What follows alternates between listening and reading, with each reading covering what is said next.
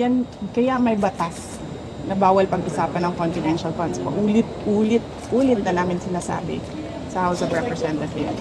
Ma'am, pero tama po ba yung testimony kanina na receive yung testimony kanina? We will wait for Colonel Nalas. Next question, please. Ma'am? Last two. Or make it brief. Make it brief. PBM said po na kung po kadali magplano pagpatay sa isang presidente, paano pa kaya sa pagkaraniwan ng mga mamayan? Kung ganyan kriminal na pagtatangka, hindi dapat pinapapit ang pas, yan ay aking papalagan, sabi ni PBM. Oo. 'Di ba? Pumalag nga yung buong bayan nung pinatay ng pamilya nila si Benigno Aquino Jr. Next question. Next question. Ma'am, Marcel. na-verbalize nyo na po ba sa administration yung tungkol sa threat sa inyong buhay? Napanggit niyo po kasi yun. Yes. Yes, ma'am. Ay, hindi. Hindi pa, ma'am. Nag-complain ako noon, if you can remember, in the media, and then they dismissed it. Everything is well documented with documents and videos. And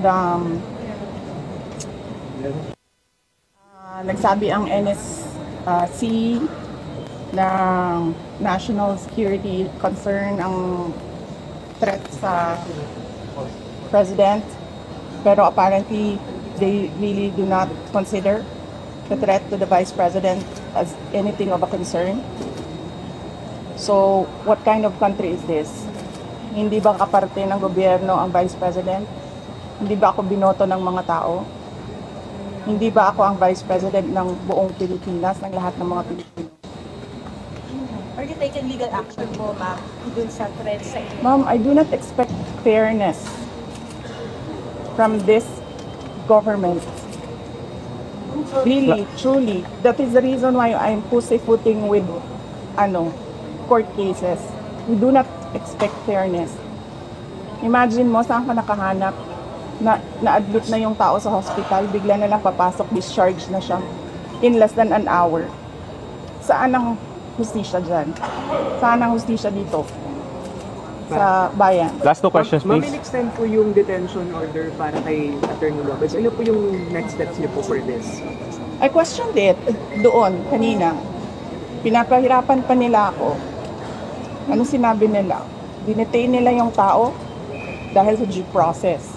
Dahil, ano ba yung sinabi niya? Walang due process ang pagpapatanggal kay Gloria Mercado at iba pang officials ng Department of Education. Anong sinabi ko kanina? The position of a USEC and ASEC is a position of trust and confidence by the appointing authority.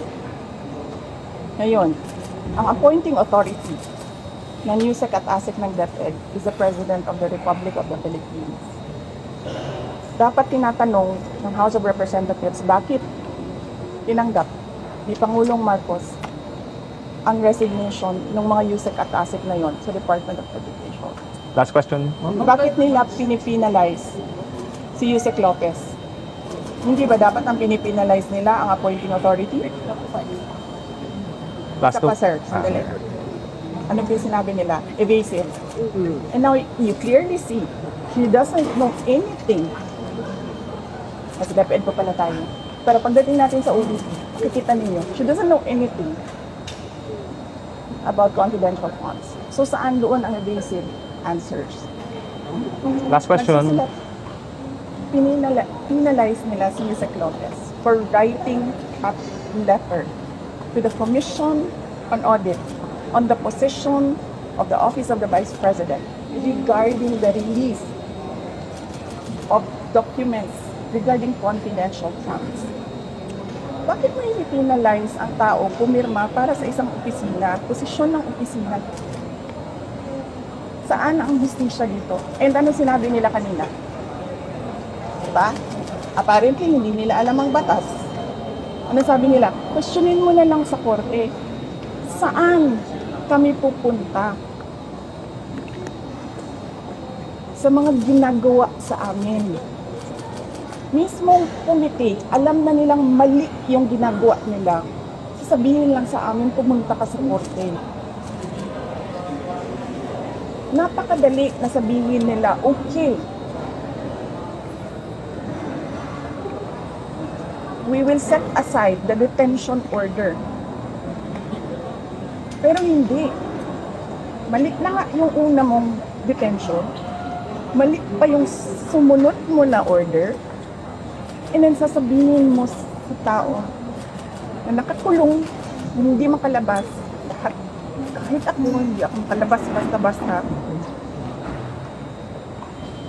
Dalhin mo yan sa korte.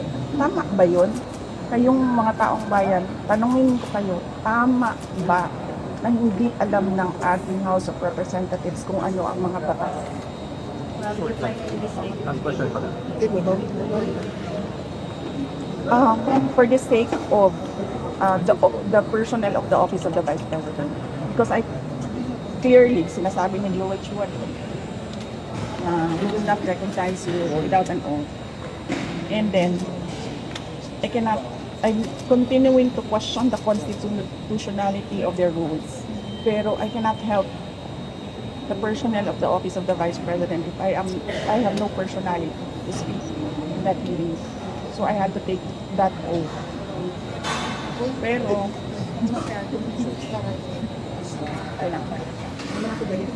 papasalamat ako sa inyo sa pinili yung kay Isaac Lopez at sa lahat ng OVP persons. Will you go up to the Supreme Court to question? Kasi may jurisprudence naman on contempt powers of Congress. And yun naman sinasabi ko,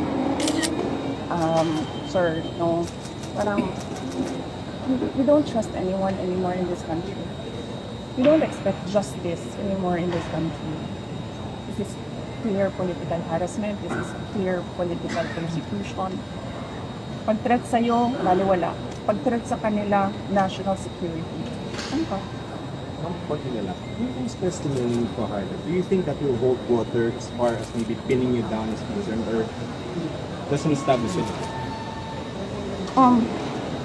If they file cases or an impeachment case, whatever case, we will answer that in the proper venue. Kung meron man silang hanap na mali.